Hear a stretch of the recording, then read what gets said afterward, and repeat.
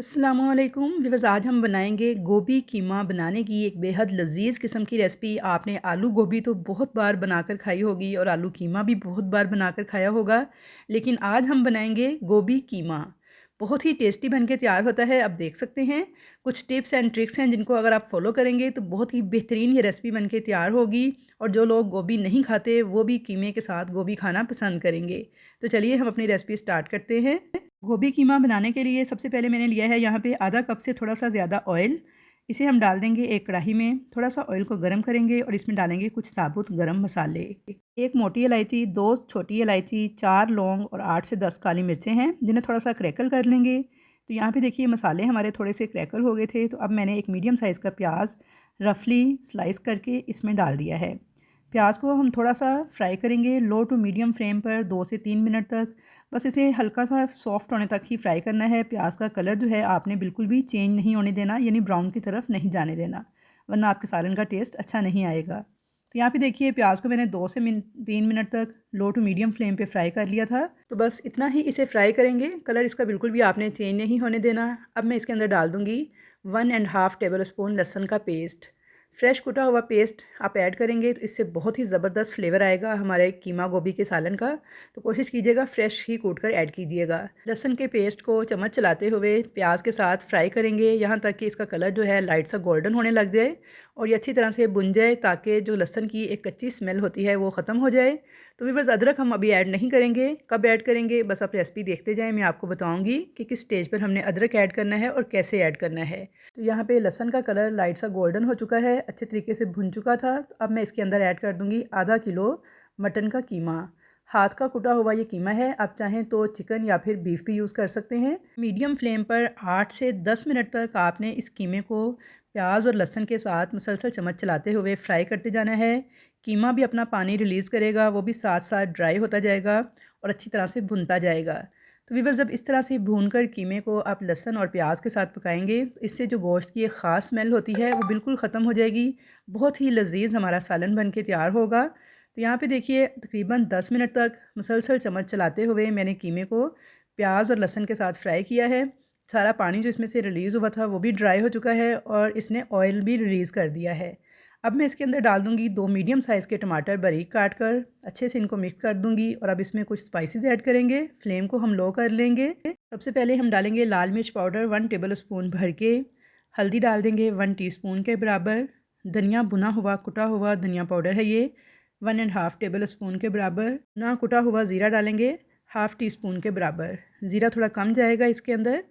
अब इसके अंदर डाल देंगे नमक, जो कि मैंने डाला है 1 टीस्पून। अगर कम लगेगा तो बाद में मैं मज़ीद ऐड कर लूँगी, या फिर आप हस्बे ज़ायका भी ऐड कर सकते हैं। अब इन मसालों को अच्छी तरह से कीमे के साथ भून लेंगे, यहाँ तक कि टमाटर जो हैं बिल्कुल सॉफ्ट हो जाएं और मसाले हमारे अच्छे तरीके से भुन जाएं। तो यहाँ पे देखिए टमाटर सॉफ्ट हो चुके हैं, मसाले काफ़ी अच्छी तरह से भुन चुके हैं।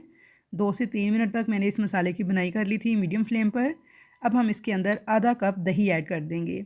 दही आपने अच्छी तरह से फेंट कर ऐड करना है और तेज़ी से चम्मच चलाते हुए ऐड करना है, ताकि इसकी फुटकियाँ ना बन पाए, वरना सालन में टेस्ट दही का अच्छा नहीं आता। तो यहाँ पे देखिए दही को मैंने तेज़ी से चम्मच चलाते हुए मिक्स कर लिया है।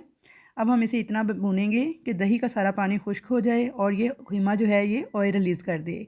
जितनी अच्छे से आप कीमे की बुनाई करेंगे उतना ही ये टेस्टफुल बन के तैयार होगा। तो यहाँ पे देखिए मुसलसल चम्मच चलाते हुए मैंने अच्छे से इसकी बुनाई कर ली है। दही का सारा पानी ड्राई हो चुका है और कीमे ने ऑयल रिलीज़ कर दिया है, मतलब ये कि ये अच्छी तरह से भुन चुका है।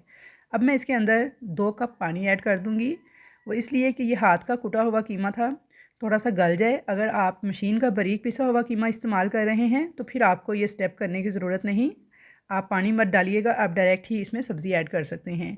लेकिन क्योंकि मैंने ये हाथ का कुटा हुआ कीमा इस्तेमाल किया है तो मैंने इसलिए इसमें 2 कप पानी डाल दिया था। इसे कवर करके मीडियम फ्लेम पे 10 मिनट तक पकने दूंगी। तो यहाँ पे देखिए 10 मिनट हो चुके हैं, पानी अच्छे से ड्राई हो चुका है, कीमा भी हमारा गल चुका है और ये देखिए माशाल्लाह से ऑयल देखिए कैसे इसके ऊपर आ चुका है।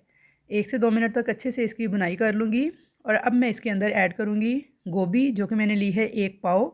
और अब देख सकते हैं इस तरह से ही आपने इसकी कटिंग करनी है, बिल्कुल बारीक आपने इसको नहीं काटना। गोभी को मैंने काटने के बाद अच्छे तरीके से वॉश कर लिया था। अब मैं इस गोभी को भी इस कीमे के साथ 4 से 5 मिनट तक अच्छी तरह से भून लूँगी। तो यहाँ पे मीडियम फ्लेम पे 4 से 5 मिनट तक गोभी को मैंने बहुत अच्छी तरह से कीमे के साथ भून लिया है। तो अब मैं इसके अंदर ऐड कर दूँगी आधा कप पानी। वैसे तो पानी इसमें ऐड नहीं करना चाहिए, सब्ज़ी अपने ही पानी में गलनी चाहिए, लेकिन चूँकि ये कीमा है तो कीमा थोड़ी सी ग्रेवी के साथ ही अच्छा लगेगा और मैं आपको इसका एंड रिज़ल्ट दिखाऊंगी। तो आपको बिल्कुल भी इसमें पानी नज़र नहीं आएगा, ना ही गोभी हमारी हलवा बनेगी, इसी तरह से रहेगी। अब साथ ही मैं इसके अंदर ऐड कर दूंगी 2 इंच तक मैंने अदरक का टुकड़ा था जिसे जॉलियन कट कर लिया था, और 1 टेबल स्पून के बराबर खुश्क मेथी थी जिसे इस तरह से मैं मसल कर ऐड कर दूंगी। इन दोनों चीज़ों को भी मैं अच्छी तरह से मिक्स कर दूंगी। मेथी डालने से बहुत ही ज़बरदस्त खुशबू आएगी हमारे सालन में से, और अदरक डालने से एक तो गोभी का बादीपन ख़त्म हो जाता है और हेल्थ के लिए भी ये बहुत ही मुफीद है। तो इसीलिए इसे इस तरह से जब आप ऐड करेंगे तो यकीन जानिए सालन में ये इस कदर टेस्टी लगता है कि बहुत ही लजीज बन के तैयार होता है। आप एक बार इस रेसिपी को ट्राई ज़रूर कीजिएगा और मुझे फ़ीडबैक ज़रूर दीजिएगा। अच्छी तरह से मिक्स करने के बाद अब मैंने इसे कवर कर दिया है। थोड़ी देर में फ़्लेम को मीडियम रखूँगी। जब इसमें अच्छी सी स्टीम बन जाएगी तो फ्लेम लो करके 10 मिनट तक इसे पकने के लिए छोड़ दूँगी। यहाँ पे 10 मिनट हो चुके थे, बिल्कुल लो फ्लेम पे हमारी हांडी पक रही थी। तो ये देखिए माशाल्लाह से 10 मिनट के बाद मैं आपको दिखा रही हूँ। तो ये देखिए इसकी कंडीशन गोभी की, हर फूल जो है सलामत है और गोभी हमारी 99% तक गल चुकी है। ये देखिए माशाल्लाह से देख सकते हैं आप कि गोभी बिल्कुल भी हलवा नहीं बनी, गुली नहीं है, और पानी भी देखिए सारे का सारा तकरीबन ड्राई हो चुका है और ऑयल इसने छोड़ दिया है। अब मैं इसके अंदर डाल दूँगी 1 टीस्पून गरम मसाला पाउडर, जो कि मैंने आपको बनाना सिखाया हुआ है। घर का पिसा हुआ गरम मसाला पाउडर, इसके अंदर तमाम चीज़ें मौजूद हैं और हमारी हर हांडी को लगा देता है 4 चाँद। 1 टीस्पून के बराबर ये ऐड कर दिया है। हरी मिर्चें, हरा धनिया ऐड कर दूँगी और इसे अच्छी तरह से मिक्स करके तो डिश आउट कर लेते हैं। तो चलिए अब देख लीजिए इसकी फ़ाइनल लुक। तो अल्हम्दुलिल्लाह माशाल्लाह, मेथी डालने के बाद इतनी ज़बरदस्त खुशबू आ रही है इस हांडी में से कि दिल चाह रहा है इसे अभी खा लें। तो व्यूअर्स, आई होप कि आपको ये रेसिपी बहुत ज़्यादा पसंद आएगी। आप इसे गर्मा गर्म नान, चपाती या फिर पराठे के साथ खाने के लिए सर्व करें तो इंशाल्लाह ताला बेहद लजीज बन के तैयार होगी। आपको और आपकी फैमिली को बहुत ज़्यादा पसंद आएगी। रेसिपी अच्छी लगे तो वीडियो को लाइक शेयर ज़रूर कीजिएगा। चैनल पर नए हैं तो सब्सक्राइब कीजिएगा और कमेंट सेक्शन में अच्छे अच्छे कमेंट्स का इज़हार कीजिएगा कि आपको मेरी ये रेसिपी कैसी लगी। तो इंशाल्लाह ताला मुलाकात होगी ऐसी ही मज़े मज़े की रेसिपीज़ के साथ। तब तक के लिए अल्लाह हाफिज़।